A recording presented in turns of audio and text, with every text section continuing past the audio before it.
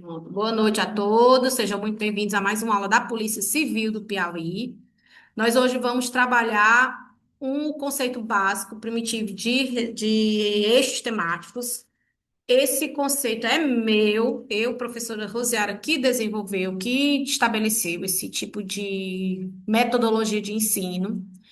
Ultimamente, nós temos visto um combate muito grande a respeito das redações Receita de Bolo Pronta e das redações de receita de bolo prontas. E a gente vai falar hoje a respeito de como a gente pode se preparar melhor para uma prova, aprendendo não um repertório generalizado, mas sim alguns repertórios específicos. Hoje eu estou dando o exemplo aqui de manhã mais cedo, na minha primeira turma, de que a gente não adivinha tema de redação. A gente observa o que está acontecendo na contemporaneidade e assim a gente consegue ter sinais de qual tema pode ser cobrado numa prova de redação.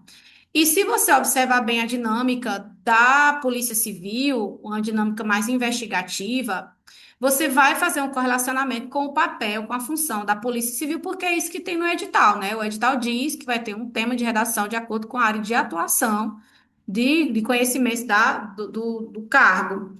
Então, a gente pode observar na sociedade um índice de violência urbana diminuindo ao passo que a violência cibernética está aumentando. E a violência de natureza passional, ou de chamada violência contra a mulher, violência doméstica, tem aumentado consideravelmente, em vez de diminuir, por conta da criação de leis e da evolução social, né, ao longo do tempo. Então, em vez de diminuir, a gente está vendo um aumento, né? A gente percebe também que com o advento da tecnologia, das IAs, a questão dos crimes políticos também, né? Dos crimes de fake news, por exemplo, ou de problemas de fraude na segurança bancária, por exemplo, tem surgido como um potencial tema de redação. Então, pensando nisso, eu elaborei uma lista de 10 temas, e desses 10 temas, alguns são de eixo tecnológico, não todos. E hoje, em especial, eu vou falar dos eixos tecnológicos. Eu não vou, estou procurando bem no meu Instagram, porque eu postei lá. Eu não vou falar de todos os eixos por causa da falta de tempo, até porque a gente já teve aulas anteriores que falavam justamente sobre esses eixos temáticos e fizemos uma abordagem, inclusive com o professor Ícaro Góes, a respeito desse tipo de conteúdo, que é o chamado repertório, que é para a questão argumentativa. Então, deixa eu colocar bem aqui no meu Instagram só para fazer a lista da leitura dos temas que eu acho que podem cair. Eu até postei nos destaques para não sumir, né? O tema um foi o uso da inteligência artificial nas investigações criminais, desafios éticos, limites legais e impactos na segurança pública. Então, o eixo um já fala de inteligência artificial. O eixo 2, o crescimento dos crimes digitais no Brasil e o desafio da Polícia Civil no enfrentamento às novas modalidades de fraude e estelionato. É esse tema 2 que eu vou usar na aula de hoje, tá bom? Como exemplo para a aula de hoje. Tema 3, violência contra a mulher no Brasil, o papel da investigação da polícia na efetivação das leis de proteção e combate à impunidade. Tema 4, o avanço das organizações criminosas. Vocês viram aí a questão da Venezuela também, né, dos cartéis de droga, mas também das facções que têm invadido o Brasil, de dominado os territórios urbanos, né? Então, eu coloquei esse tema. O avanço das organizações criminosas e da importância da investigação qualitativa para o fortalecimento do Estado democrático de direito. Boa noite, Samu. A banalização da violência, tema 5, né, e seus impactos na atuação da Polícia Civil, na confiança da sociedade nas instituições de segurança, até porque a gente vê aí os filmes policiais como Tropa de Elite, trabalhando muito essa questão da polícia como alguém ou uma vertente fiel, uma remanescente que ainda pode ser confiável, mas violência policial é um dos agravantes da nossa diminuição na classificação dos direitos humanos, inclusive, né? A gente vê a violência policial como um grande agravante para a redução da questão dos direitos humanos no Brasil. Texto 6, tema 6, desinformação e fake news, ou seja, de 6 temas, 3 estão dentro da área da tecnologia, né? Crimes contra a honra, desafios contemporâneos para investigação. Então, essas fake news aí é um desafio novo, além da questão também dos stalks, das perseguições online que a gente tem visto. O uso excessivo das redes sociais e sua relação com os crimes de ódio. Você vê o tempo todo, como o Charles Kirk, por exemplo, o Nicolas Ferreira, esse pessoal aí recebendo muita crítica. Tem um pastor, professor da Universidade Federal do Rio Grande do Norte, chamado Tássio Licurgo, salvo engano, Liturgo, uma coisa é o nome dele, que também está sendo muito perseguido. Vocês viram o Felca agora no Fantástico sendo recebendo ameaças de crianças por meio das plaquinhas do Roblox, salvo engano, né? E aí você vê como há esses crimes de ódio devido ao uso das redes sociais, né? O uso intenso, a lugar de terra sem lei, né? Parece, né? Tema 8. A importância da integração entre a Polícia Civil e o Ministério Judiciário no combate à criminalidade. Quem sabe, quem está por dentro, sabe que, apesar de parecerem interligadas, elas são independentes. Cada um faz sua investigação, cada um faz sua atuação, e muito dificilmente há uma espécie de compartilhamento de polícias, né? Ministério Público, Polícia Civil, Samuel está falando aí, né? Muito dificilmente eles compartilham informações entre si. Se você passar um pouquinho de tempo para assistir, por exemplo, CSI, tem outro que eu gosto muito de assistir, que é o do The Mentalist. Eles, quando vem, por exemplo, a galera do FBI tomar os casos dele, é uma briga lá, é tipo uma rixa entre as polícias. Até lá nos Estados Unidos tem isso. Porque se tá na mídia, se tá na série, é porque é uma cultura. Ninguém faz um vídeo, um filme, como é que eu posso dizer assim, ficção científica que seja, do nada. Ele tem um viés de pertencimento social, viu? O tema. E aí eu tenho o tema 9, violência juvenil e criminalidade. Limites da repressão policial e a necessidade de políticas públicas integradas, especialmente violência cometida por menores infratores. E a gente tem o tema 10 para finalizar, direitos humanos, que para mim é um tema que tem que ser discutido, por mais que não caia na prova. Direitos humanos, atuação policial, que elas têm que andar lado a lado, e vocês sabem que é como se fossem inimigas mortais, né? Direitos humanos, polícia, dá flor pro bandido, o povo gosta de dizer até isso aí, né? Aquele filme Tropa de Elite mesmo, ele traz uma grande crítica a esse tipo de valorização do bandido, né? Chama até direito dos manos, né? Eles gostam até de chamar assim, para tirar onda. Então, são temas que eu elenquei como top 10 para a Polícia Civil. É óbvio que eu não tenho uma bola de cristal, é óbvio que não tem como adivinhar tema nenhum, e é óbvio que tudo pode acontecer numa prova de redação, inclusive cair em nenhum deles, né? E aí, o que é que eu faço? Hoje eu quero conversar com vocês sobre a minha lógica de como eu trabalho o tema de redação para N concursos, não é só para a questão da Polícia Civil, ou para o Enem, ou para a polícia, ou para professor, é no geral, né? Fui aí fazer a prova ENAD não, né? PND, e o tema foi uma coisa que eu discuti com meus alunos do ensino médio. Alunos do Enem, eu esperando aquilo ali para o Enem, caiu na PND. E, puf, caiu no Enem também, né? O tema do idoso foi um tema amplamente discutido. Eu trabalho o tema do idoso desde muito tempo, porque enquanto não cai, eu estou ali trabalhando, porque, como eu lhe disse, a gente tem que ler a sociedade. A gente não vai adivinhando, não, assim, aleatoriamente, não. Então, nós vamos hoje fazer um resumo dessa minha teoria de eixos temáticos.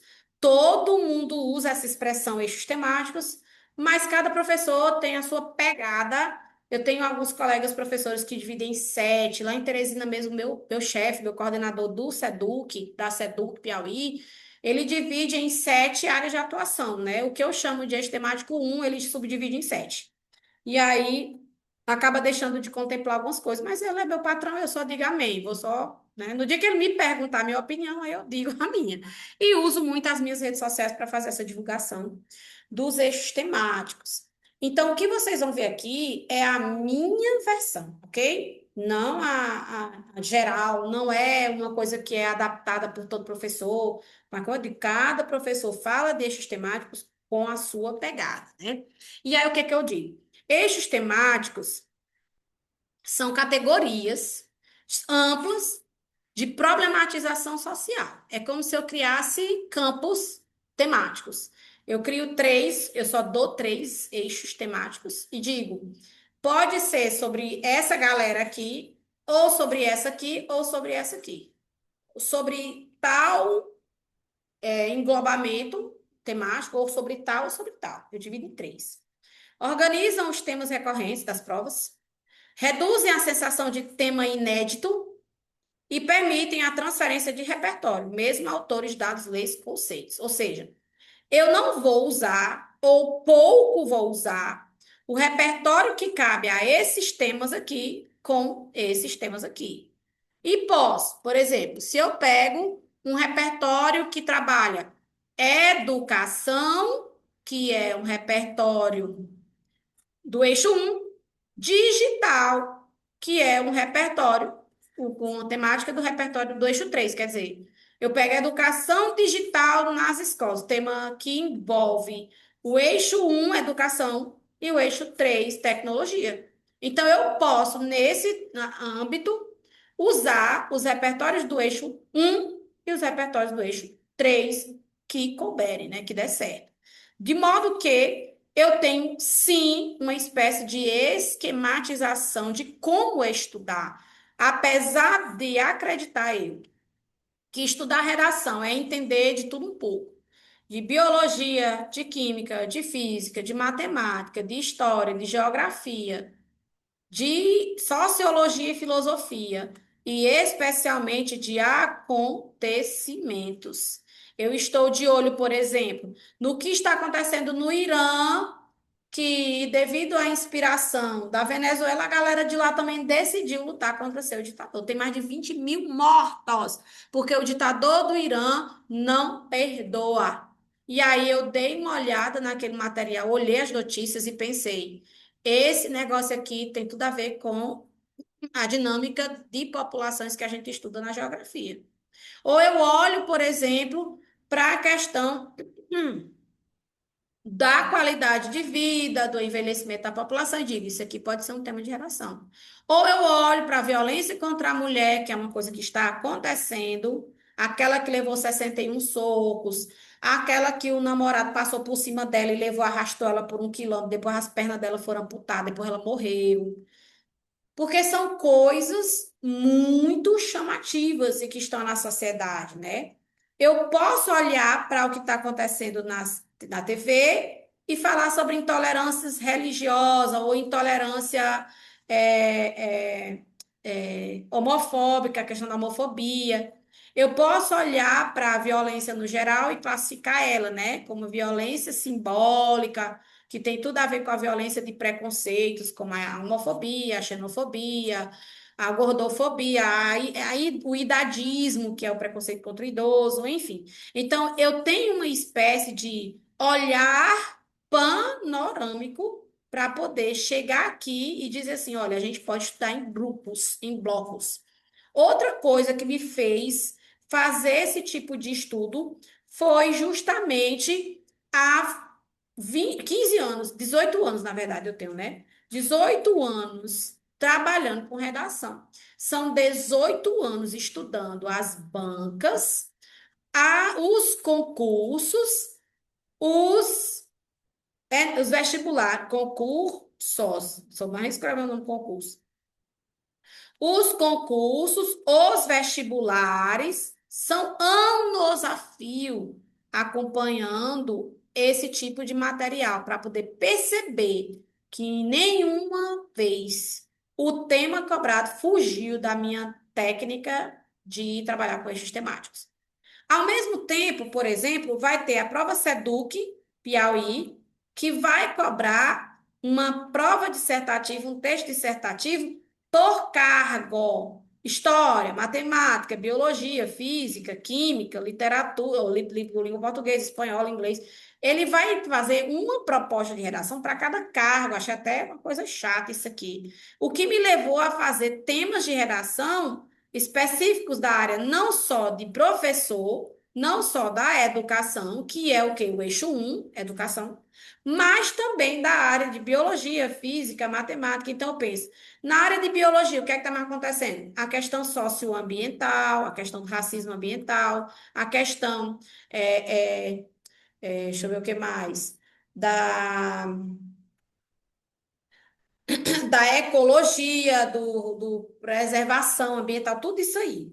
Eu olho para a geografia e vejo essa dinâmica da população. Eu olho para a linguística e vejo a questão do multiletramento digital, que é o que está acontecendo. Envolve educação, envolve eixo 3 multiletramento digital, tem a ver com o eixo 3.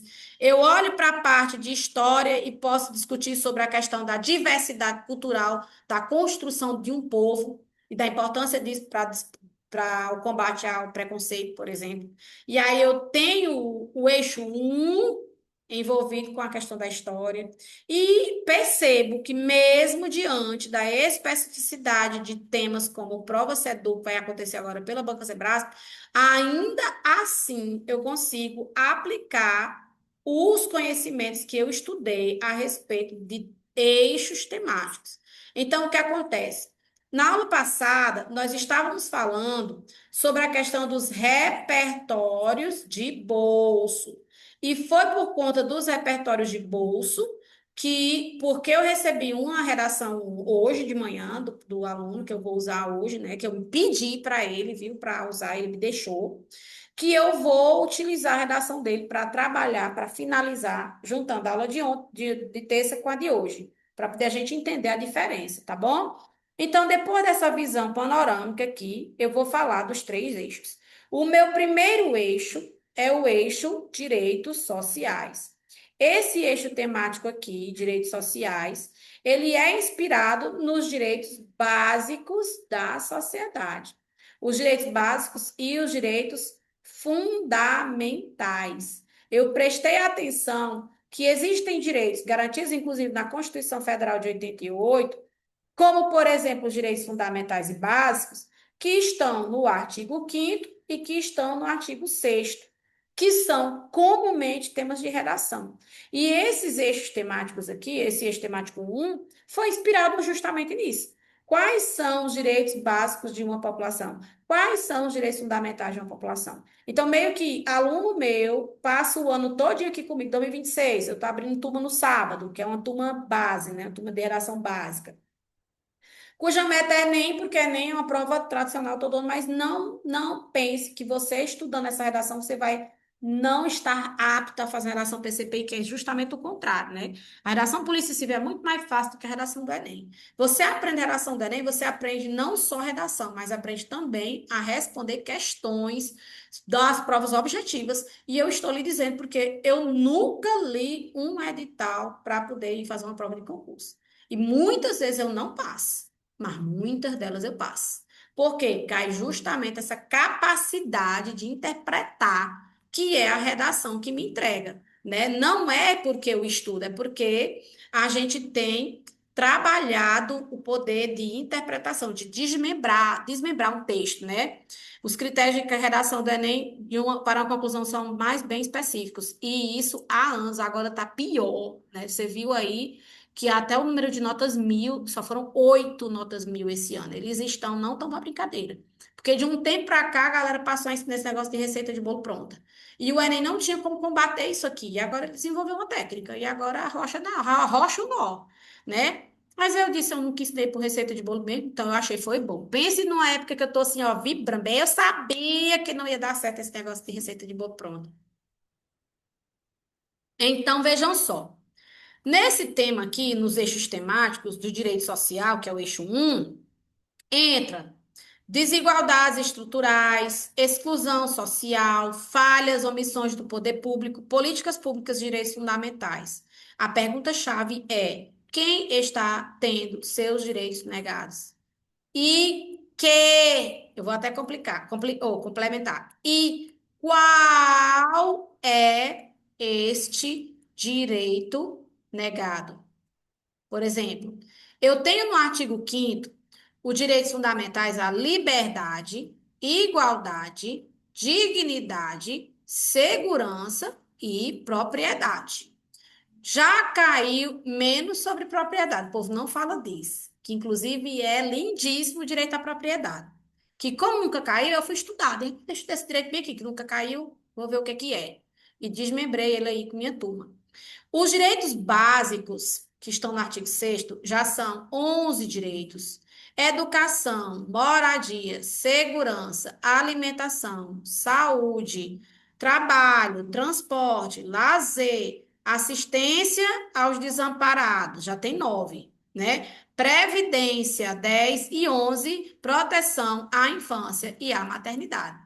E esses direitos eles são inerentes, esse aqui, né, ao ser humano. Inerente significa dizer, você nasce com eles porque foi Deus que te deu. Mas esses aqui, eles são garantidos por meio do que o governo chama de justiça social. E a partir disso, desse conceito de justiça social, equidade, direitos básicos, direito fundamental, que eu obrigo meu menino do primeiro ano a estudar, meu menino do ensino fundamental, ou ensino médio aqui do Enem, eles têm que estudar isso aqui. Aí é que eu entrego a lista de pelo menos 7 repertórios para que eles possam usar em temas de redação sobre esse assunto aqui. Então, quando cair algum desses temas aqui, eles têm uma caixinha de conteúdo que eles já estudaram. Mas, obviamente, que por si só não é o suficiente. O que é que eu faço? Eu estudo cada direito desses. Direito à moradia, a gente estudou o que é uma moradia digna, o conceito de moradia digna. A gente estudou qual é a porcentagem de moradia versus moradores de rua. A gente estudou essa questão da invasão de propriedade, o uso capião, que é uma coisa do direito, né? Nós estudamos isso aqui. Nós estamos sobre a questão do MST, Movimento Sem Terra, que diz que não tem terra para morar, para cultivar. Estudamos a questão das ocupações de prédios abandonados, como, por exemplo, o povo cigano faz. Estudamos. Aí eu vou lá para, por exemplo, direito ao transporte. Estamos sobre trânsito, estamos sobre superlotação do trânsito, né, engarrafamento, violência no trânsito, leis de trânsito, acidente de trânsito. Tudo isso aí no eixo trânsito. A gente vai estudando, estudando. Toda semana é uma dessas. Quando eu termino todas, eu vou lá para o eixo 2. O eixo 2 é que vai envolver a que eu acho mais difícil, o tripé mais difícil, mais intelectual da sociedade.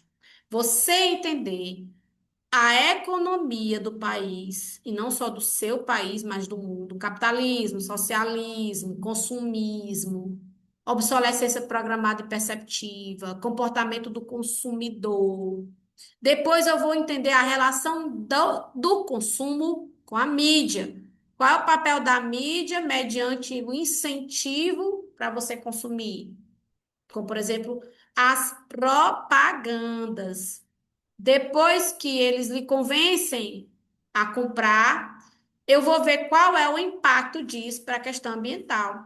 Porque hoje, por exemplo, a questão dos plásticos é um tema que tem que cair na redação do Enem. Tem que cair. Não caiu ainda. E eu estou estudando, você está com quase 5 anos já.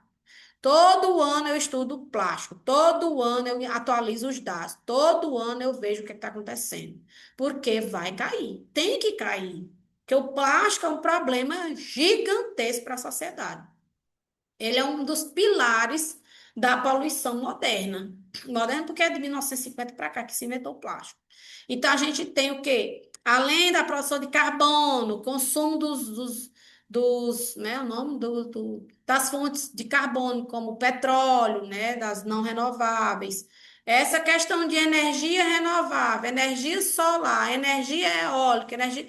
Isso aí nós temos que estudar, é obrigado. E, claro, os impactos ambientais, né? As sequelas para o meio ambiente, o prejuízo ambiental. Tudo isso aí é muito complexo. É o conteúdo mais complexo que tem de redação, essa questão ambiental.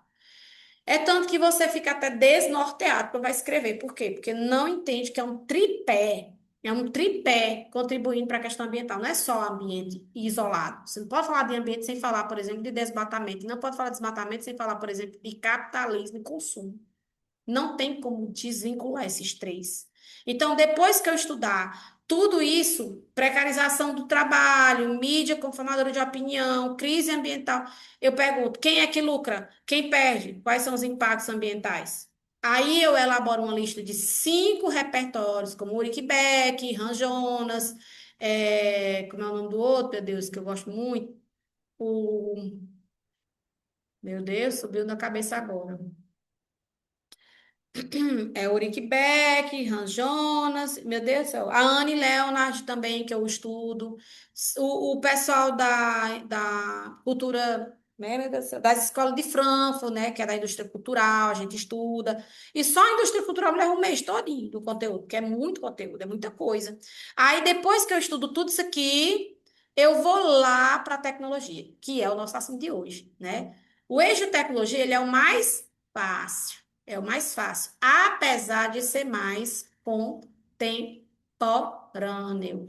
E apesar de lhe causar mais medo, é o que mais o povo se assombra, é o mais fácil. Então a pessoa está se assombrando de graça. Vai ver minha lista de temas para a Polícia Civil. De 10, 6 são eixo tecnológico. Porque hoje é tendência. Pode ser que eu chegue lá e o tema seja ambiental, fazer o quê, né? Ou seja, sobre o direito à segurança pública, um direito básico da Constituição Federal, que está lá no artigo 5º e 6º, inclusive, está no 2, né? Então, eu tenho o quê? Estudei tanto para o tecnológico, caiu foi ambiental. Estudei tanto, a tecnológica caiu foi direitos sociais. O que que eu digo para vocês? Se eu lhe digo que vai cair mais um, eu vou estudar qual? Vou estudar todos, bebê. Eu estudo todos.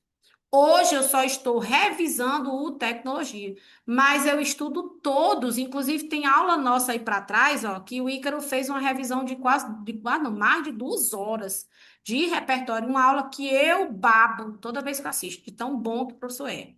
E esse ano eu estou lançando um material exclusivo com o professor Ícaro, em cima desse conceito de eixos temáticos. Estou juntando a minha teoria de eixos temáticos com os repertórios filosóficos que ele tem, né? Sociológicos e filosóficos, para poder lançar um livro físico. Que eu quero fazer é daquele mesmo modo antigo, né? Você carregar seu livro para cima e para baixo. Então, veja só. O eixo tecnologia, o centro em si não é tecnologia, mas sim os efeitos, né, da tecnologia, os impactos sociais, éticos, você vê o nome ética extremamente ligado a temas como eixo tecnológico, né? E políticos também, de certa forma. Abrange redes sociais, desinformação, IA, vigilância, educação digital, saúde mental, porque você sabe que os impactos nisso aqui tem sido grande. A questão democrática, porque de certa forma isso aqui tem, e isso aqui também, manipulado, e isso aqui, e a questão do controle social. Você tem visto isso aí acontecendo. Então, essa lista aqui, ela não está esgotada, ela apenas está fazendo uma menção. Pergunta-chave. A tecnologia está ampliando direitos e aprofundando desigualdades? Ou que tipo no nosso caso, Polícia Civil, vai ser assim, que tipo de crime está ligado a isso? Ou seja, redes sociais, IA, vigilância, ética. O que está acontecendo? Quais são os crimes digitais que estão acontecendo hoje? Fraude, estelionato, crime de ódio. A gente tem uma lista, inclusive eu fiz um tema de redação sobre cada um deles. Não, aliás, sobre a maioria, né? Sobre alguns, né? Então, veja, por que isso funciona tão bem para o estudante, para o aluno? Porque os eixos ajudam a identificar padrões temáticos, reaproveita argumentos e repertórios. Eu estudo um padrão, eu tenho um alvo para seguir, eu não vou estudando aleatoriamente. Em redação tem essa sensação de que você tem que estudar de tudo que vier na cabeça, tem que ler. Pois é, você trabalhando a teoria de eixos temáticos, você tem uma sistematização de conteúdo. Você tem início, meio e fim. E é aquela sensação de que você está conseguindo abordar tudo, abranger tudo. Você pensa que morre de estudar, mas não chegou no fim, né? E na verdade chega. Porque hoje Qualquer que seja o tema que eu venha fazer, eu consigo fazer o link, né? Para poder. Não é que eu estou estudando tudo, eu estudei isso aqui, pronto, serve para tudo. Agora eu preciso me aprofundando. E ao longo desses 20 anos aí, 15, 20 anos de profissão, eu venho me aprofundando, né? Então, veja. Manter a segurança argumentativa, porque quando você encontra um lugar comum, um raciocínio, uma relembrar de um filósofo ali, você tem um lugar comum. E, em termos práticos, o aluno passa a pensar: ah, isso aqui é aquele eixo lá. E tem esse recorte aqui em especial. Ah, esse tema é direitos sociais, mas com foco em desigualdades. Ah, esse tema é direitos sociais, mas com foco em desigualdades entre homem e mulher, por isso surge a violência contra a mulher. Você consegue fazer o quê? Ó, vincular uma coisa à outra para poder na hora lembrar. Ah, e quais são mesmo? Ah, ele fala de Achille Mbembe, que é aquele filósofo lá que fala sobre a questão da necropolítica, né, que é a política para a morte. Porque me diga você se a violência, se a Lei Maria da Penha não é uma política da morte. É, meu amigo. Você vai lá, faz uma denúncia do seu marido que está lhe batendo. Aí você vai para sua casa com o seu marido que está lhe batendo. Aí vem um oficial de justiça entregar um comparecimento, né, uma ordem judicial para ele comparecer na delegacia da mulher. Na hora que o oficial vira as costas, ele termina de matar. Uma política de morte, como diz Atílio Bembê. É uma política que não foi pensada para a vida da mulher, não. São brechas e brechas grandes. Maria da Penha só serve para mim, mãe, ó, que tem N lugares para morar, caso meu marido decida me bater. Eu posso ir para minha casa aqui, eu posso ir para minha casa de Araripina, eu posso ir para meu cursinho, que é uma casa. Eu posso terminar de montar aqui, que aqui tem um quarto, aqui tem uma cozinha. Eu pago isso aqui para o cursinho, mas eu posso muito bem. Meu marido bateu, vai para cá. Mas para a mulher pobre, não pode, não tem como ela escapar dessa realidade. Então, é uma política de morte. Escolhe quem deve viver, quem tem dinheiro, e quem deve morrer, quem não tem dinheiro. É desse jeito que o Artigo Bembê fala. E eu posso usar essa teoria dele para violência contra a mulher, por exemplo. Então, veja só. Você não vai mais pensar, vixe, me lasquei, eu não sei nada desse tema, que é o maior medo dos meus estudantes, meus alunos, é esse. Chegar na prova do concurso, cai um tema que não sabe falar sobre. Então, veja, o eixo 3 que é o que a gente tirou para falar hoje, ele nunca aparece como uma inovação neutra, viu? Mas como meio de prática criminosa, porque eu estou falando da polícia, né? É sobre a questão criminalista, o que está acontecendo em relação ao meio digital, que é um crime. E é claro que a vulnerabilização social está atrelada, porque a gente tem, por exemplo, a cibercultura, e essa cibercultura escancara ainda mais as desigualdades sociais. Por quê? Porque quem tem dinheiro estuda a IA. Quem não tem, fica no Instagram e no TikTok, sendo mais burro cada dia. Enquanto que quem tem dinheiro tá lá, ó, aprendendo a usar IA para ganhar mais dinheiro. Então há uma desigualdade. Quem tem dinheiro tem os aparelhos tecnológicos em casa, inclusive a internet. Quem não tem, divide a internet ruim com o vizinho. Usa apenas o celular para estudar. Quem tem dinheiro está com o notebook agora na mão. Agora você vê se você tem dinheiro ou não. Tá com o notebook aí na mesa, com o fone de ouvido, com a impressora do lado, com seu ar-condicionado ligado, com a sua internet de boa qualidade, assistindo a minha transmissão em tempo real, então a chamada streaming, e ou 5G, a tecnologia 4G, quer dizer, né, que chegou. Então a gente tem uma grande diferença, porque quem não tem dinheiro tá com um celularzinho aí, um Xiaomi ou um Motorola. Você tem dinheiro ou não tem dinheiro? Como é que você tá aí assistindo minha aula? Ou então você tá aí, ó, capengando para aprender aí a aula numa telazinha desse tamanho, você não consegue nem ler meus slides, né? Porque justamente não tem, não, não tem como ver meus slides com a tela do celular, que é pequena. É por isso que eu até mando. Cadê? Samuel tá mandando um print aqui, já viu o que ele tá mandando no WhatsApp. Mandou, fez para apagar, ó, gente, Samuel, o que foi? Tu apagou. E aí, voltando aqui, a gente tem, é uma realidade. Erinaldo, mas você tá no Xiaomi porque você quer, porque você tem seu cantinho de estudo aí em sua casa, né? Mandou, foi, deixa eu ver. Não dá para ver, acho que é porque tá no computador. Depois eu olho, viu? Porque aqui no computador não dá para ver, não. Eita, meu Deus, é a vida do pobre. Continuando a história, a gente volta aqui para nossa realidade E aí, quem é que fala sobre cibercultura? Quem é o dono dessa expressão? Como é que você vai citar cibercultura e não sabe o nome do autor dele? Desafios institucionais de investigação policial, que era inclusive o que eu estava discutindo com o Diel. Não sei se ele entrou. Deixa eu ver se tu entrou, Diel. Peraí. Entrou? Nicole, Erinelda, Aparecida. Entrou não, amor? Acho que não. Ele disse que talvez não fosse conseguir entrar porque está cuidando da filha dele hoje. Continuando a história, né? E aí, o que que eu tenho? Foi que eu fiz aqui, passei, foi o slide errado. Só um minutinho, meu povo. Peraí, peraí. Aqui. Vou continuar aqui. Então, a gente tem. Ah, ele tá aqui, é J. Hammer, porque eu não. Ah, porque é João Diel, o teu nome, né? É mesmo. Aí, continuando aqui a história. Então, a gente tem o quê?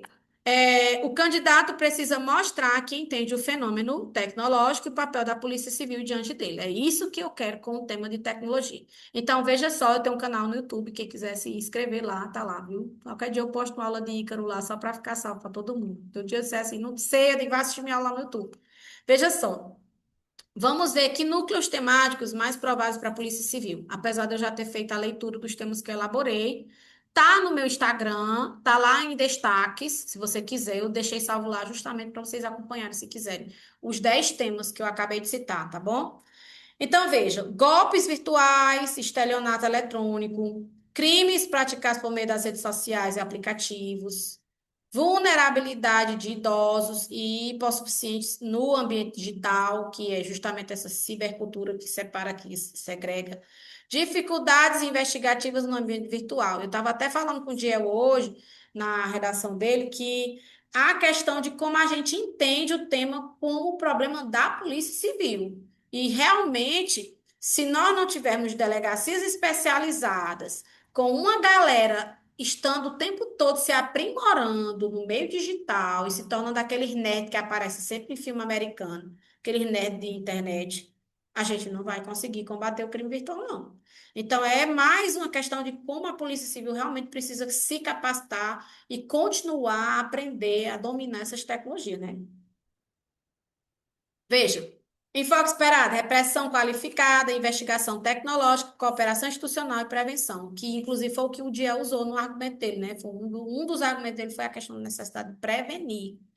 Então, veja, a inteligência artificial e a investigação policial, que é muito atual, sempre com viés crítico, principalmente no ramo da ética. É a coisa que mais cai, né? O uso da IA para análise de dados, como a gente discutiu na aula passada, cruzamento de informações, riscos de viés algorítmicos, que inclusive ele tem um conceito chamado racismo algorítmico. Ó, que eu nem sabia que tinha esse tipo de racismo. É um crime, é uma violência simbólica.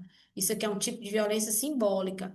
Esse racismo algorítmico é porque parece que a galera estava pesquisando imagens de cabelo bom, e só aparecia cabelo liso, cabelo negro enrolado, não era bom. Sinal, tipo assim, pesquise, leitura de face, aí parece que em vez de pesquisar um macaco, parece que foi um ser humano. Tipo assim, uma coisa assim, pela leitura que eu fiz. E aí a pessoa acabou chamando aquilo de racismo algorítmico. Eu achei um exagero dizer que o algoritmo é racista.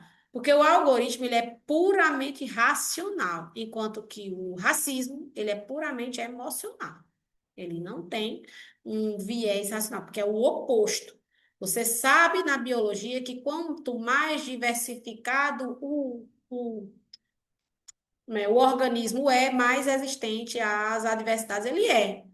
Por que que a sociedade brasileira é tão diversificada e é a primeira colocada em racismo, em preconceito, homofobia? E tem países que é proibido por lei ser homossexual. Mas o Brasil é mais violento contra homossexuais do que esses países, só para você ter noção. E é bem muito mais diferente, não é a diferença não é pouca coisa, não, é muita coisa. O Brasil é o primeiro colocado, o segundo colocado é tipo 2 vezes menos homofóbico do que o Brasil, só para você ter noção, viu? Então, veja, A inteligência artificial respeita as garantias constitucionais, que eu, inclusive, discuti na aula passada sobre isso, sobre tal tema não tá legal porque isso é inconstitucional, tal abordagem tá errada porque isso é inconstitucional, e necessidade de capacitação técnica dos investigadores, que foi, inclusive, o que eu discuti com o Diel hoje de manhã, não foi, Diel? Que é preciso vocês enxergarem que a Polícia Civil precisa ter essa capacitação técnica contínua. Não é tipo assim. Ah, já fiz a correção do Enem, o curso de correção do Enem 2014. Hoje eu posso dizer, não, meu povo, todos os anos eu faço, eu só não fiz 2025. Não fiz oficialmente, né? Porque minhas amigas fazem e eu vou estudando junto. Eu assinei desistência, porque a pressão é muito grande e eu não estou bem de saúde, não estou tão bem de saúde. Então, exatamente, ó, capacitação em curso de reciclagem. E fora que esse nome assim, curso de reciclagem, pelo menos para nós professores que tem o tal curso formativo, né? A gente tem uma vez por ano ou duas. Só que chega lá, é uma breguice tão grande que eu acho que eu sei mais do que quem está capacitando. Assim não vale não, viu? Tem que ser realmente um curso de formação. Aí tem a atenção central, né? Eficiência investigativa, direitos fundamentais. Isso aqui é sempre comum, ó. A polícia tem que ser eficiente e os direitos fundamentais constitucionais têm que ser garantidos. Liberdade, igualdade, dignidade, segurança, propriedade. Estão lembrados? Que são os direitos fundamentais. E especialmente o direito à liberdade, por exemplo, privacidade, liberdade de expressão, liberdade de artística, que é interessantíssima, porque a liberdade artística é livre de censura. Não se pode dizer que só pode haver liberdade artística com prévia censura, por exemplo, de idade. Porque a liberdade artística é livre de censura, está lá na Constituição. É obrigado você saber no código desse. Aí veja só, eu acho interessantíssimo o direito à liberdade artística, né? E eu acho erradíssimo ele não ter o direito de análise. Por exemplo, né? Teve o caso da mulher que levou sua filha de 7 anos para assistir uma peça de teatro e o teatro era um homem nu o tempo todo e a criança foi exposta à nudez de um homem que você pensa assim, ah, mas a nudez não é cor natural. É não, mãezinha. Se você for estudar os efeitos psicológicos na vida de quem enfrenta o nudismo ou a pornografia desde criança, são devastadores na vida de um ser humano. E aí ainda, o final do teatro, o cara ainda disse assim, você tem vontade de pegar em que parte do meu corpo? Pode vir. Aí a bichinha toda desconfiada pegou no pé dele, coitada. Morta, porque se fosse eu só tinha morrido de vergonha só, né? Mas e aí a pobre ainda foi exposta desse tipo de exposição. A mãe era uma artista também, né? Por isso que ela não tinha problema nenhum em ver problema nenhum isso aí, né? Então, é complicado. É, exatamente. Exatamente o que eu quis dizer. Nome reciclagem, por sinônimo mais curto. Três, desinformação, que aqui já parte daquela história de El colocou. Prevenção. A galera não é informada, não sabe diferenciar o que é verdade do que é falso, especialmente com a chegada da IA, que está cada vez mais desafiador, né?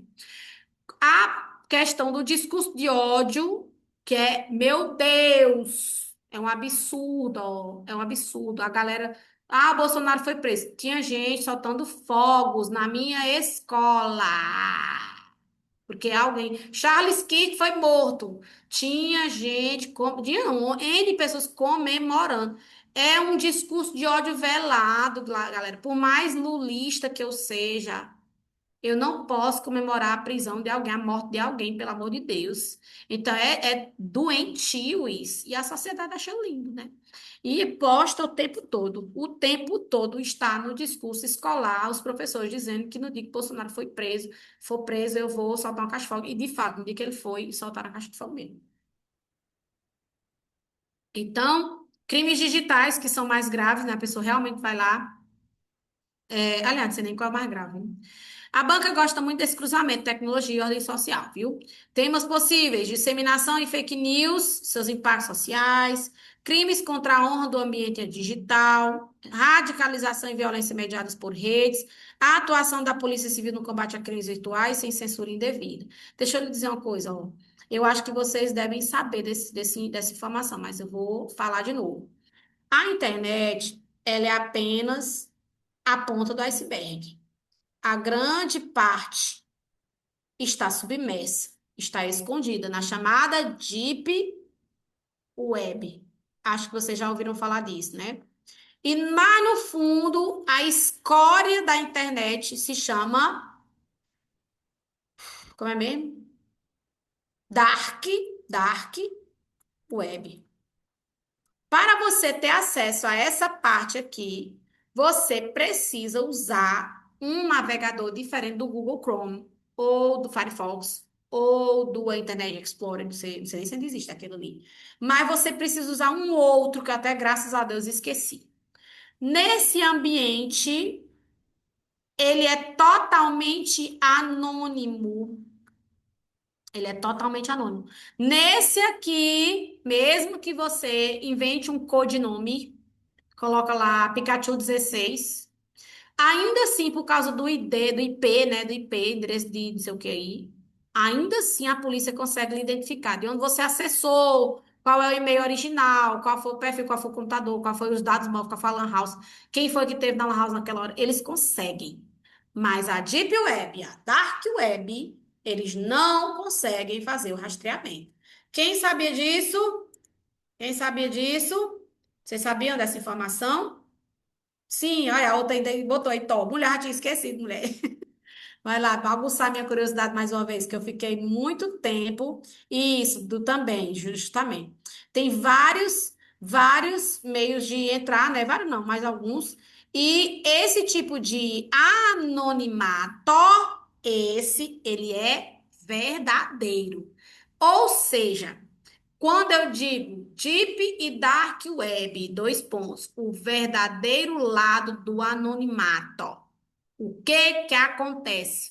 Lá, a verdadeira face do ser humano apodrecida é divulgada sem nenhum pingo de medo.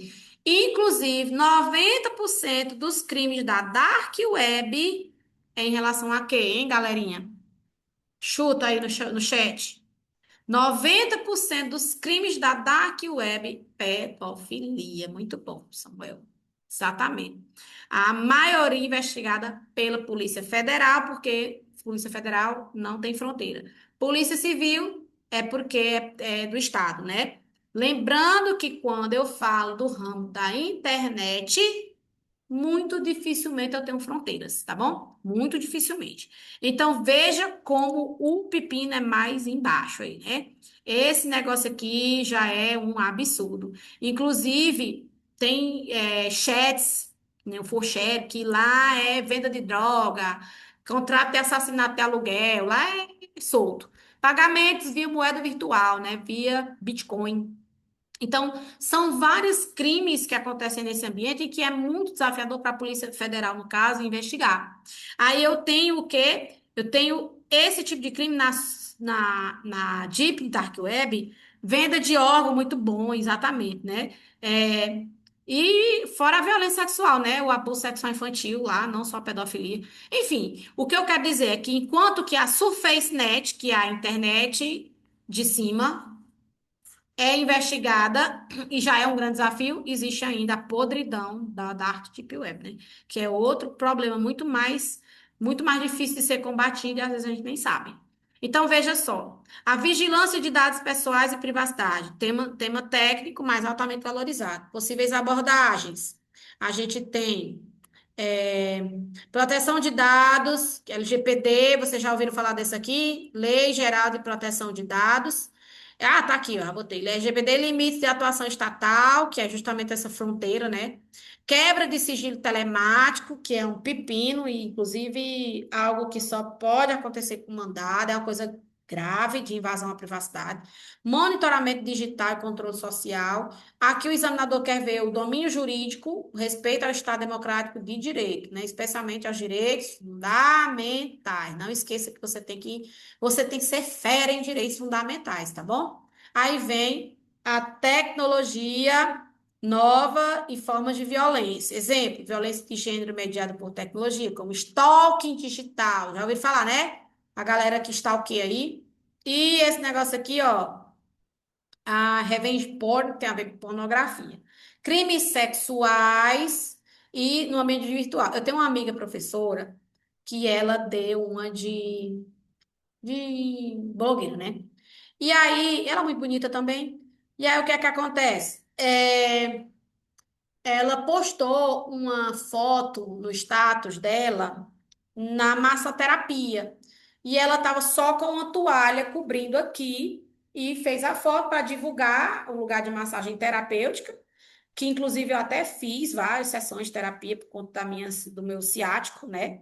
E realmente lá a gente fica só de toalha, só de calcinha, enfim, porque eles mexem no corpo, a gente vai na fisioterapeuta, você fica praticamente despojado, né? Lá é horrível. Porque vê uns velhos, mas é horrível. Enfim, aí ela postou uma foto e alguém perto dela, amigo dela, pegou a foto dela e tirou a toalha digitalmente. E botou para ela mesma ver, devolveu para ela. Olha aqui, ó, como é fácil te deixar mais pelada ainda do que você já postou.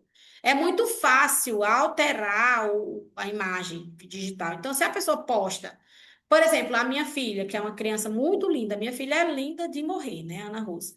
Aí eu vou e posto ela só de biquíni, sentada numa cadeirinha de praia. Ô, minha gente, pelo amor de Deus, aí fica mais fácil ainda a galera pegar a foto e fazer o que não deve, né?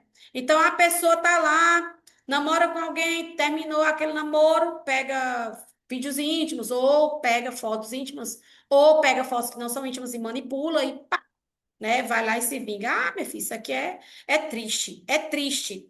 Tem o cyberbullying. Lembra que quando é com Y eu chamo cyber, e quando a pessoa escreve no português com I, é ciber, tá bom? Eu não tô lendo errado, não. Vixe, ela tá lendo é ciber, tá errado. É não, viu? Cyberbullying é com I, cyber é com Y, ok? Seus efeitos. Desafios investigativos e acolhimento da vítima. Gente, vocês assistiram uma sériezinha na Netflix chamada Adolescência? Adolescência. Meu Deus! Assistiram ou não? Ninguém assistiu? Acho que é só eu que sou professor de adolescente para assistir. Essa história não é baseada em fatos reais.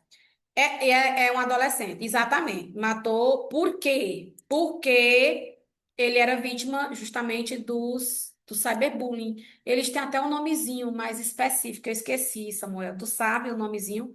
Eles trabalham com um nomezinho mais específico de cyberbullying lá no vídeo. A galera, tipo, começa a esnobar ele lá, e ele é bem frangotezinho, assim, bem tipo nerdzinho mesmo, né? Bem, ele não era de família abastada, apesar dos Estados Unidos não ter ninguém pobre nem no Brasil. Mas aí o filme, rapaz, é um soco no estômago, né? O primeiro capítulo é o que mais me devastou. E os demais a gente vai assistindo e vai sentindo aquela angústia, que ele é uma coisa mais densa, mas ele trabalha justamente essa temática, viu?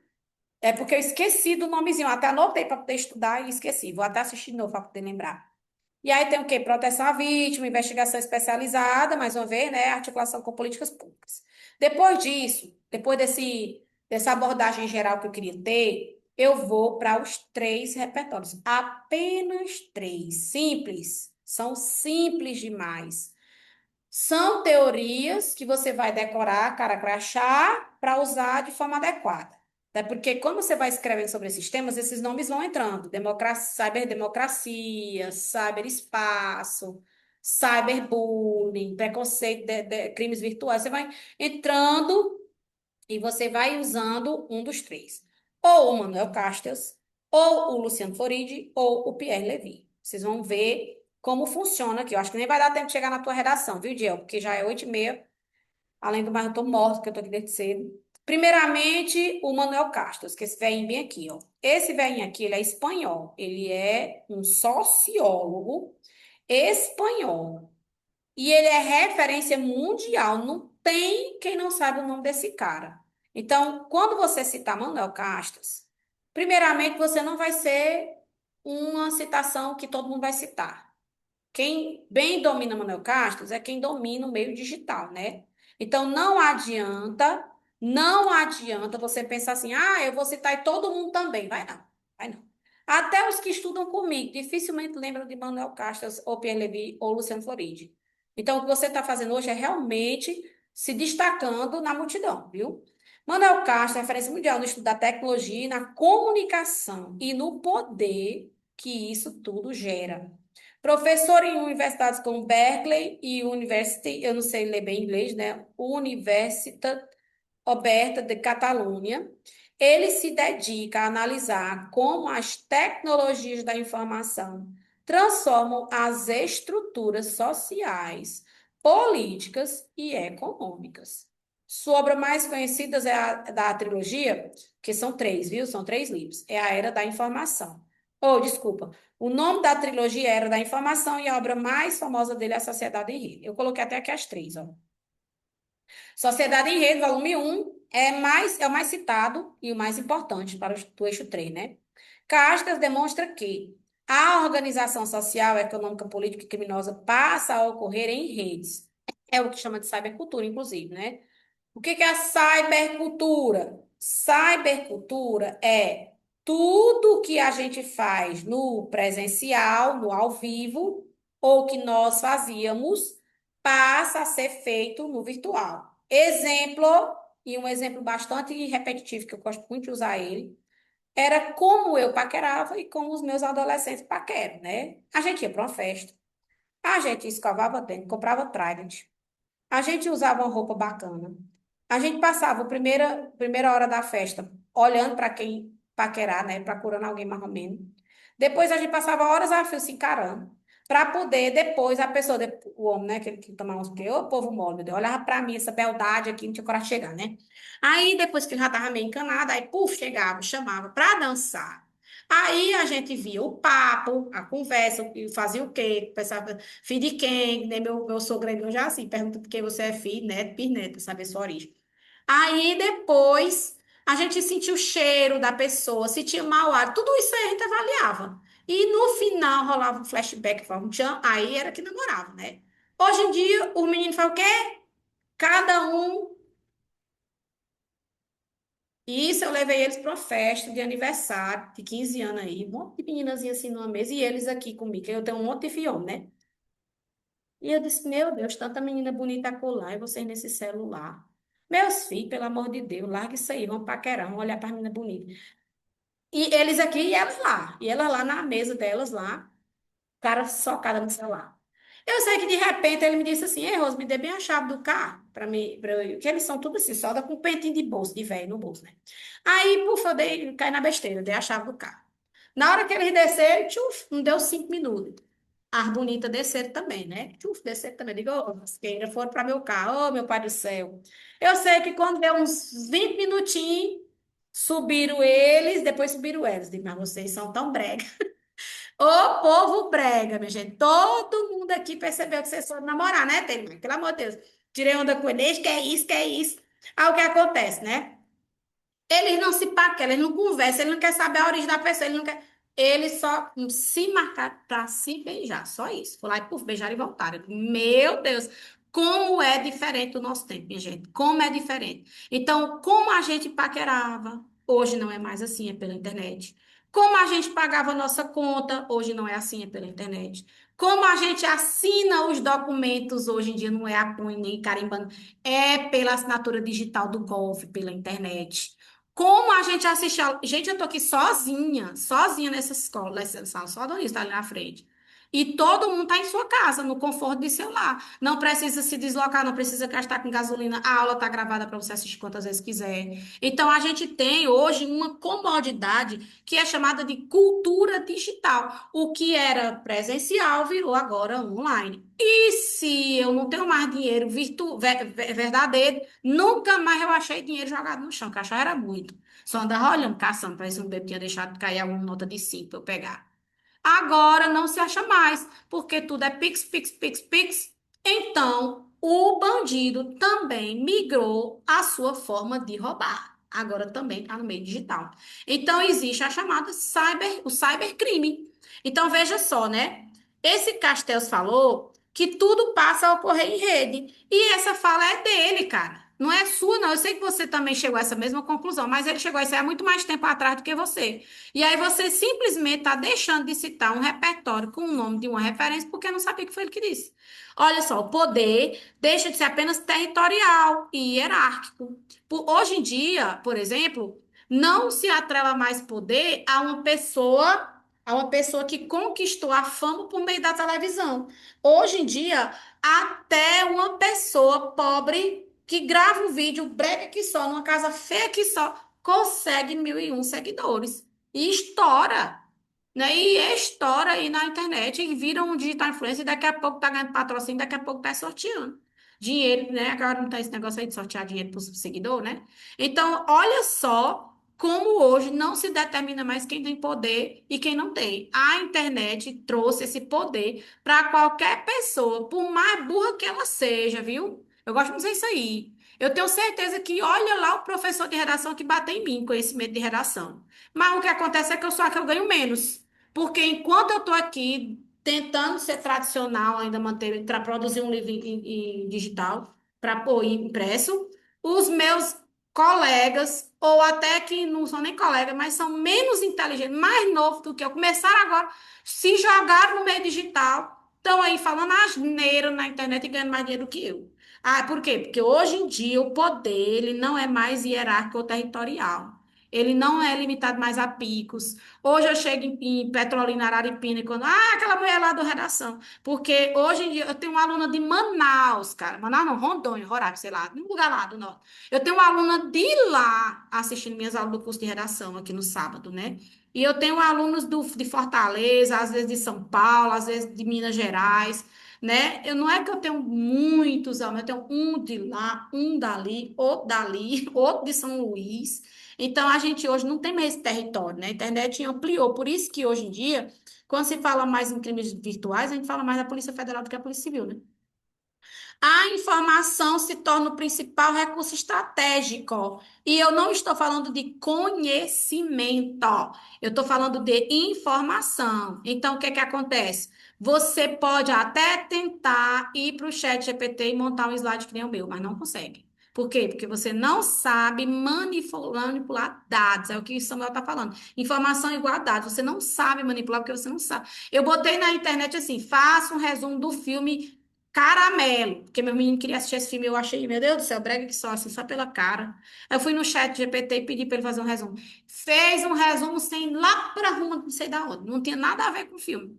E aí você que não assistiu ao filme, vai lá pedir para ele fazer um resumo para apresentar na faculdade de um livro que você não leu, puf, entrega uma coisa errada porque você não sabe. Então o que acontece é que informação, ela é estratégica, ela não é conhecimento aprofundado de um tema, é a informação quentíssima que vira novidade, né? Você vai lá e posta um vídeo sobre um acontecimento aí, às vezes até uma fake news, às vezes até você exagera, a informação é assim, você faz assim, ó. E aí você ganha curtida, ganha visualização, ganha compartilhamento e ganha dinheiro, mesmo que seja mentira, o problema é isso, né? A lógica da rede, a estrutura, o funcionamento da sociedade contemporânea. Então, a gente vê que a lógica desse viver em rede está estruturando nossa forma de hoje. Hoje ninguém fala mais de ir para banco. Minha mãe queria ir para o banco pedir um cartão de crédito. Eu digo, "Ô, mãe, a senhora vai o quê no banco, mãe? Vou lá ver se eles liberam um cartão de crédito. Minha senhora, me vê bem aqui seu celular que eu peço agora. Cheguei lá, o cartão estava lá só para clicar no botão para liberar, de liberar a função crédito. Eu só, puf, pronto, seu cartão de crédito está aí, sua mão, me empresta para eu gastar. Pronto, né? Essa hora ia lá no banco para quê, pelo amor de Deus? Então, o que acontece? A gente vê que a lógica em rede estrutura todo o funcionamento da sociedade. Não é mais só em uma área, é em tudo, em tudo. Aí vem o volume 2 que eu nem vou perder meu tempo, viu? Volume 2 que é o poder da identidade, que é muito bacana também, né? E o 3 que é o fim de milênio, que é o mais atual, mas eu não vou falar sobre isso porque eles são mais profundos e não tem muito a ver com nossa teoria. Aí vem aqui, a ideia central de Castells. A tese a fundamental de Castells é que vivemos em uma sociedade em rede. Então tá aqui, ó, sociedade em rede, na qual o poder, a economia, a comunicação e até o crime passam a se organizar por meio de redes digitais. Você tá vendo esse conceito aqui, ó? É o que você vai usar na sua redação, cara. É isso aqui, você vai dizer, de acordo com o Manuel Castro, sua teoria, sociedade em rede, isso, e isso, entendeu como é? Aí veja, ó, a tecnologia não é neutra, ela nunca é neutra, ela se organiza, ela reorganiza relações de poder, e quem controla os fluxos de informação exerce poder social. Quem controla fluxos de informação exerce poder social. E o poder no mundo contemporâneo circula pela informação e pelas redes. Essa é a teoria de mil vezes, com certeza. porque é uma evolução da teoria de Foucault, com certeza. Agora veja, o conceito-chave que cai muito bem em prova, você pode mobilizar a caixa para sustentar aqui. O ambiente digital reconfigura, olha que nome bonito, reconfigura práticas sociais e criminosas, não só as práticas sociais comuns, mas as criminosas também. Crimes se tornam mais difusos, transacionais e descentralizados. O Estado e suas instituições, como a Polícia Civil, precisam se adaptar à logística, a lógicas em rede, a logística, a organização, né?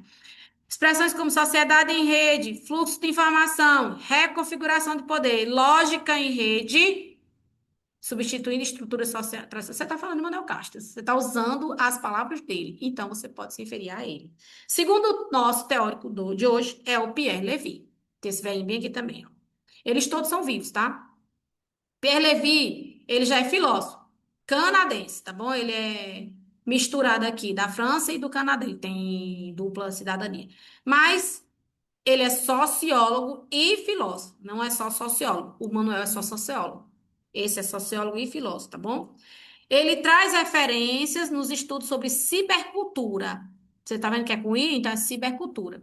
Internet e transformações do conhecimento na era digital. Atuou como professor da Universidade de Paris, na Universidade de Ottawa. Sua obra mais citada é a obra chamada Cibercultura, além da inteligência coletiva. Eu amo essa expressão. Vamos lá.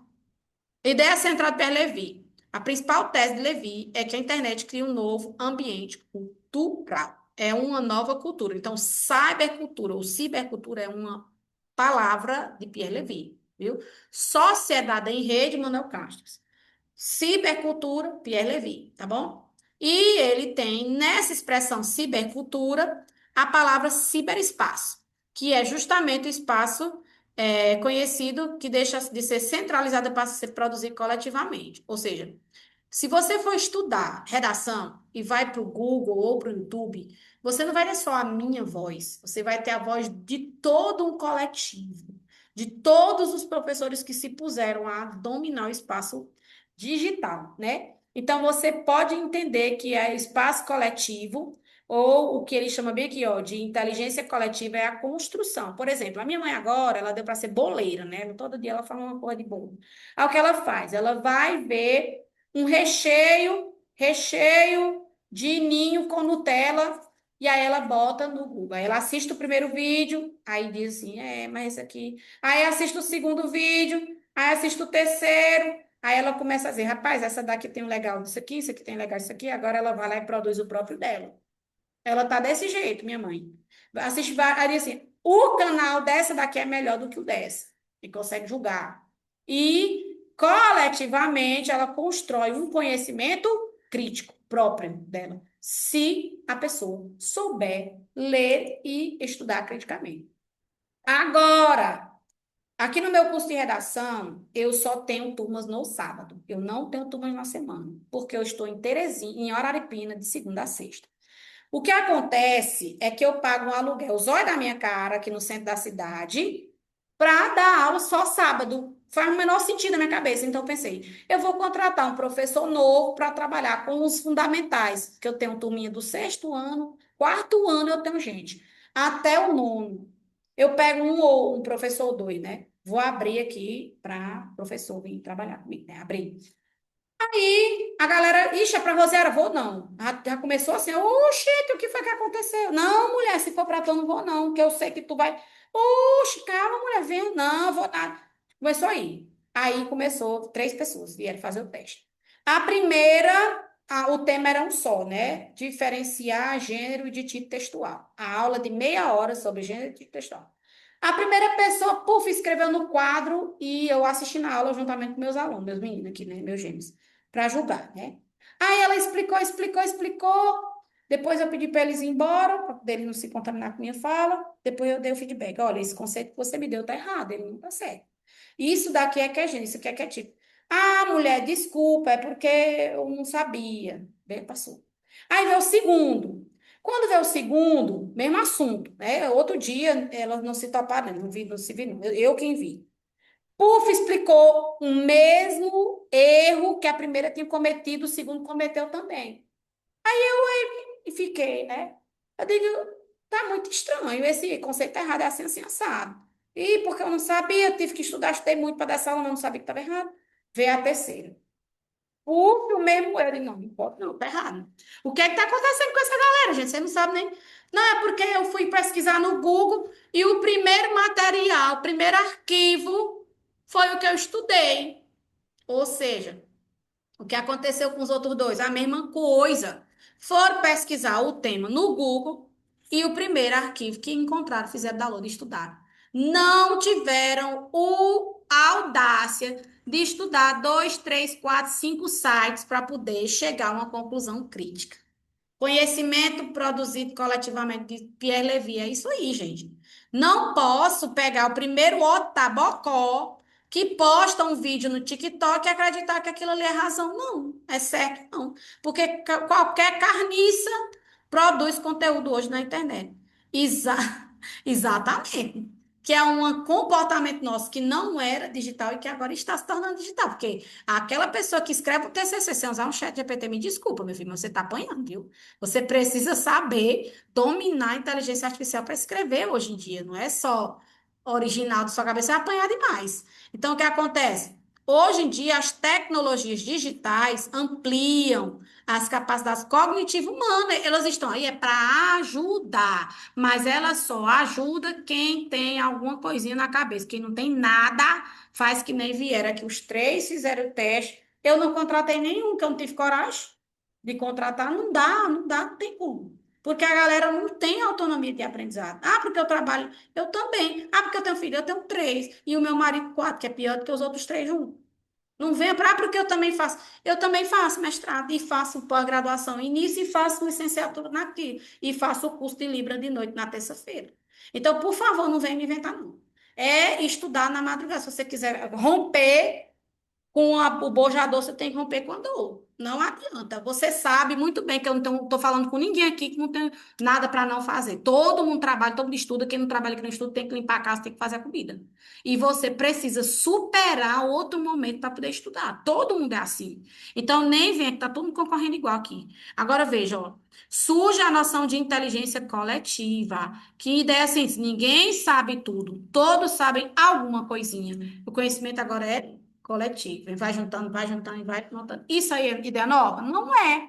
É a mesma coisa do TCC. Um diz um, outro diz outro, tudo você vai costurando para contar o conhecimento. Só que agora no meio digital. É a mesma coisa da cibercultura, né? Só que agora de inteligência, de conhecimento. Que eles chamam o quê? Inteligência coletiva. Usou essa expressão. Conceito-chave: cibercultura, conjunto de prática e valor de modo a pensar produzido no ambiente digital. Ciberespaço, que é o espaço de comunicação criado pelas redes digitais. E inteligência coletiva, construção compartilhada do conhecimento mediado pela tecnologia. Professora, mas isso aqui eu vou usar em qual tema?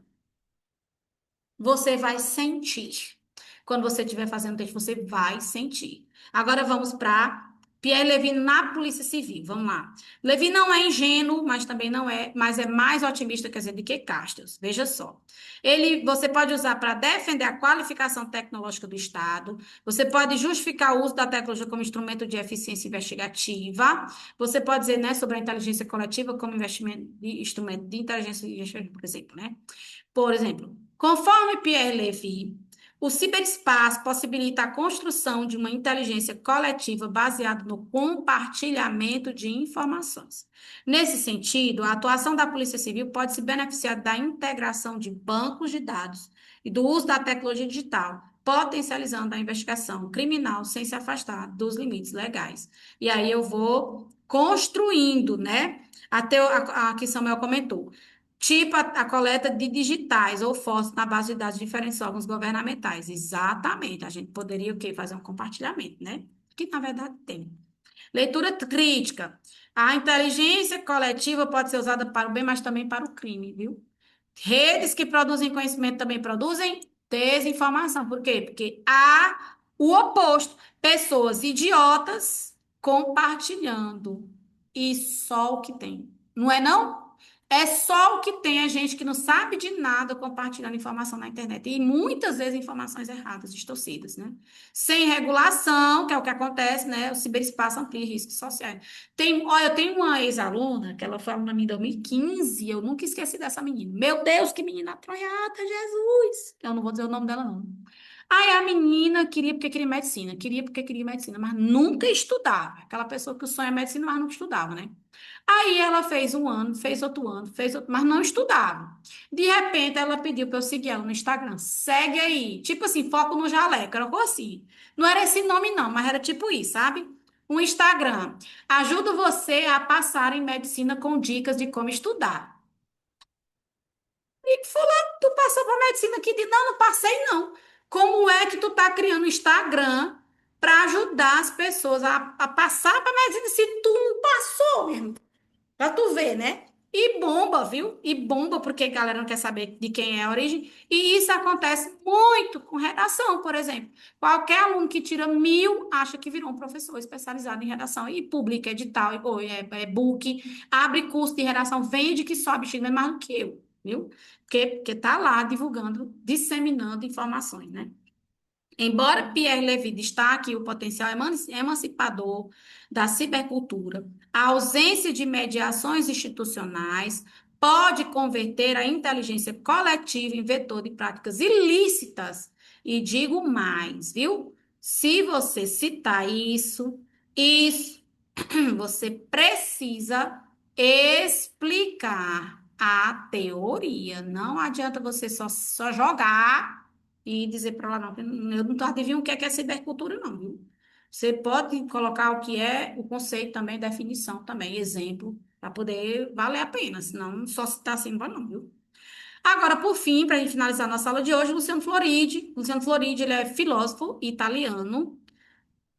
Olha aqui como ele é bonitão. E ele trabalha com filosofia da informação e ética digital, que é o nome que a gente é doce. Né? É doce esse nome, ética, quando se fala de inteligência artificial ou meio digital. Professor da Universidade de Oxford, dirige o Digital Ethics Lab e assessora governos e organismos internacionais sobre IA, dados e governança digital. O cara fera. Ele é hoje um dos autores mais citados quando o tema envolve inteligência artificial, dados, privacidade e responsabilidade ética. Ideia central do Luciano Floridi.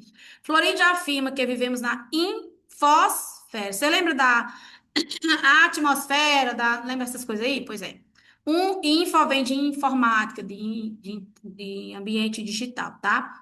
Um ambiente no qual a distinção entre mundo online e offline deixa de fazer sentido. Por quê? Porque todas as vezes que uma coisa me afeta no meio digital, ela também afeta a minha vida pessoal. Eu vou dar um exemplo básico. Eu sou professora.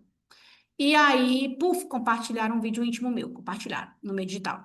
Você acha que esse vídeo que compartilharam no meio digital não vai prejudicar minha vida como professora, minha vida social, minha vida de mãe, minha vida de esposa? Vai. Então, o que ele quer dizer é que a gente pensa que é duas personas, né, duas vidas, é tudo uma só.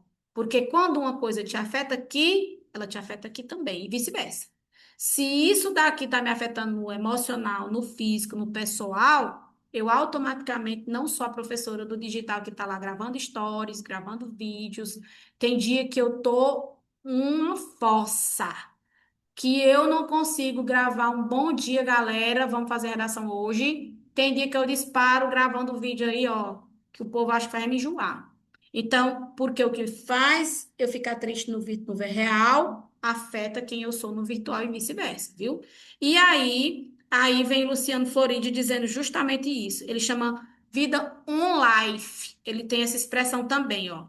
On life, que é uma vida online que não está dissociada da offline, tá bom? A informação é um bem moral. Dados pessoais fazem parte da identidade do indivíduo. Às vezes a gente pensa assim, só é um e-mail, só é uma data de nascimento. E esse negócio de dados pessoais foi inclusive o tema da redação, salvo engano, de quando Samuel fez Enem, não foi não, Samuel? 2017? Foi? Foi tua época de Enem? 2016 para 2017? Foi um ano depois da tua, né? Foi essa questão do uso do algoritmo, né, na internet. E aí, então foi um ano Mas isso depois. daí foi o 2018, tema um do ano meu depois, foi TCC. 2018. O 2017 foi os surdos. Quando foi um ano depois, a casa caiu, né? Só quem tirou 980 foi a galera de Santa Rita, bicho. Porque a galera, ainda hoje, os alunos de Santa Rita são os mais top aqui do curso. Pensa na galera estudiosa. É o que acontece. Eles vão lá e cobraram, né? O controle de dados pelo controle. Merda, esqueci. Pelo controle da internet. Esqueci a frase. Depois eu te acompanho já, que eu estou tentando pensar aqui no tema. Mas esqueci, mas foi Enem de 2018, foi esse Enem aí, do algoritmo, né? Manipulação do comportamento do usuário pelo controle de dados na internet, lembrei. E era justamente sobre isso aqui, que nossos dados pessoais fazem parte da minha identidade como pessoa, não são só números. A gente está lá divulgando e dando liberdade para a empresa alcançar o tempo todo mensagem, que nem tá recebendo aqui agora, ó, mensagem do iFood, sai, ó. Então, o que acontece? Aquilo ali incomoda, bicho. Você tá cochilando, e puf, a notificação do seu celular. Ô, meu Deus, é mesmo que matar. Aí vem aqui, ó. Ideia síntese. Não estamos apenas usando tecnologia. Estamos vivendo dentro de um ecossistema informacional. Bicho, é complexo demais ele. Conceito-chave, altíssimo valor para a prova. Infosfera, ambiente informacional que interage realidade física com digital e social. Online, condição em que o online e o offline se fundem. Ética da informação, análise moral do uso, coleta e processamento dos nossos dados, que inclusive foi o motivo pelo qual o Mark Zuckerberg foi processado, por isso que mudou para Meta e a gente teve que concordar e aceitar de novo nas redes sociais, porque ele passou a colocar nos dados, no contrato dele, né, que a gente não lê, só diz que aceita a questão dos dados, da divulgação de dados. A responsabilidade algorítmica, que é a necessidade de controle de transparência e prestação de contas. Eu vou dar um exemplo, o que o Felca fez na denúncia dele sobre a questão da adultização infantil. Se você não assistiu o vídeo do Felca, corre, porque aquilo ali é um divisor de águas. Ele fala justamente sobre como o Instagram é vicioso, ele tem um ciclo vicioso. Você faz um perfil tentando ser pedófilo, o Instagram entrega vídeo de criancinhas. Olha só, né? Por mais que não estejam peladas na internet, mas são criancinhas e para pedófilo, meu amigo, só precisa ter a presença. Eles mesmos faz a como é que chama? A criatividade na cabeça, né? E ele mostra demais isso aí, viu? Como usar a Floride na redação da Polícia Civil. Floride é perfeito para temas sobre inteligência artificial na investigação, uso de dados pessoais, vigilância estatal, limites de atuação policial. Exemplo de encaixe elegante. Conforme Luciano Floride, na chamada infosfera, a informação constitui um bem moral que integra a própria identidade dos indivíduos. Assim, a atuação tecnológica da Polícia Civil deve ser orientada por critérios éticos e legais. Pode pegar a prova da Polícia Civil do Ceará, para ver se você não encaixa isso bem aqui, ó. Tá, bem direitinho. De modo a garantir eficiência investigativa, sem violar direitos fundamentais como a privacidade e a proteção de dados. Pegue o tema da Polícia Civil do Ceará e veja se você não conseguiria usar isso aqui. Tensão central. Nem tudo que é tecnicamente possível é eticamente legítimo. A inovação exige governança, aí vem aquela questão de ferir o direito à privacidade, a liberdade do indivíduo, o direito de publicar ou não, falar o que não. Aqueles direitos constitucionais do artigo 5º. Viu? Segurança pública não pode prescindir de responsabilidade digital. A gente tem que tomar cuidado, viu? Porque não pode ser inconstitucional. A atuação da Polícia Civil tem que seguir as regras da Constituição. Frase de alto nível. À luz da filosofia de informação de Luciano Floridi, o uso das tecnologias digitais pelo Estado demanda governança ética, sob pena de comprometer o próprio Estado democrático de direito. E, por isso, termino a minha aula. Finalizando esse pensamento, termino a minha aula. Eu ia falar da redação do Diel agora, que até tinha pedido a ele, mas vai ficar para outro dia, se der tempo, a gente se vê ainda. Que eu estou aqui tentando fazer com que vocês se se aqueçam para essa prova que vai ser agora dia 25, mas já é dia 22 hoje. Eu quero desejar a todos vocês aprovação. Nota máxima nessa redação. Vocês vão tirar o primeiro lugar, meus alunos tirar, para vocês não tirar. E vocês estarão debaixo de oração. Essa semana o pastor Adonias estará orando, puxando aqui uma campanha de oração por vocês, porque estamos aqui na torcida por vocês. Durante esses dias, Samuel mandou uma redação hoje, disse que vai mandar uma amanhã. Eu vou tentar corrigir amanhã suas redações, tá bom? Vou vir aqui para o curso. Estou esgotada, pelo menos na parte da tarde, para poder corrigir de vocês. Então, se você quiser tirar agora, terminou a aula, vai fazer essa redação. Pega meus temas que estão no meu Instagram, vai fazer um tema. Tá lá nos destaques, faz um.